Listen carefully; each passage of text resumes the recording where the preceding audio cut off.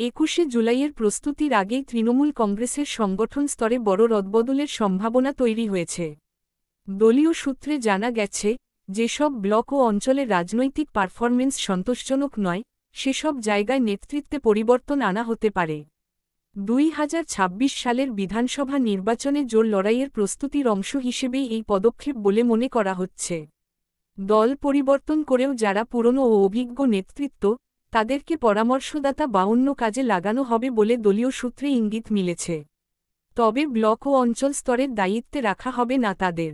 বিশেষ করে পূর্ব মেদিনীপুর জেলা অধিকারী পরিবারের গড় হিসেবে পরিচিত হওয়ায়, সেখানে সংগঠনকে আরও শক্তিশালী করতেই এমন সিদ্ধান্ত নিচ্ছে তৃণমূল কংগ্রেসের রাজ্য নেতৃত্ব। দলের অভ্যন্তরে এই পরিবর্তনকে ভবিষ্যৎ নির্বাচনের দিকদর্শন বলেই দেখছেন অনেকে।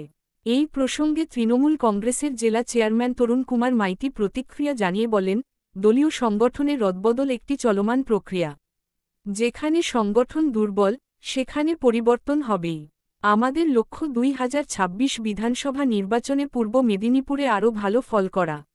রিপোর্ট অংশুমান পণ্ডা। সেই রীতি মেনে রুটিন মাফিক আমাদের জেলা স্তরটা পরিবর্তিত হয়েছে। মাদার তৃণমূল কংগ্রেসের চেয়ারম্যান এবং সভাপতি নতুন করে ঘোষণা হয়েছে। এর সঙ্গে যেগুলো বাকি আছে, এখনও শাখা সংগঠনগুলো রিসাফল করা বাকি আছে, সেগুলো হওয়ার পরে নিশ্চিতভাবে ব্লক এবং অঞ্চল স্তরের পরিবর্তনগুলো যেখানে প্রয়োজন, মানে সবাইকে পাল্টে দিতে হবে বিষয়টা এরকম নয়। জেলা সংগঠনেও সেরকমটা হয়নি। তবে পারফরমেন্সের নিরিখে যারা ভালো পারফরমেন্স করছেন তাদেরকে নিশ্চয়ই দল রিওয়ার্ড দেবে, এবং যারা পারফরমেন্স করতে পারছেন না সেখানে ভালো করার জন্য আরও কোনো ভালো মুখ, ভালো কোনো নেতৃত্বকে তুলে নিয়ে আসার চেষ্টা করা হবে। তার মানে এই নয় যাদেরকে পরিবর্তন করা হবে তারা দলের পক্ষে বোঝা হয়ে গেছেন, বিষয়টা এরকম নয়। তাদেরকে দল অন্য কোনো কাজে লাগাবে, কারণ সকলের দ্বারা সব কাজ তো হয় না। যার দ্বারা যে কাজটা হবে আমাদের দল নির্দিষ্টভাবে তাদের পারফরমেন্স বিচার করে করে সেই সমস্ত কাজে তাদেরকে লাগান। তো সেই নিরিখে পারফরমেন্সের ভিত্তিতে অঞ্চল স্তর থেকে শুরু করে একদম জেলা স্তর পর্যন্ত যে পরিবর্তনগুলোর কথা বলা হয়েছে সেইভাবে দল সিদ্ধান্ত নিচ্ছে।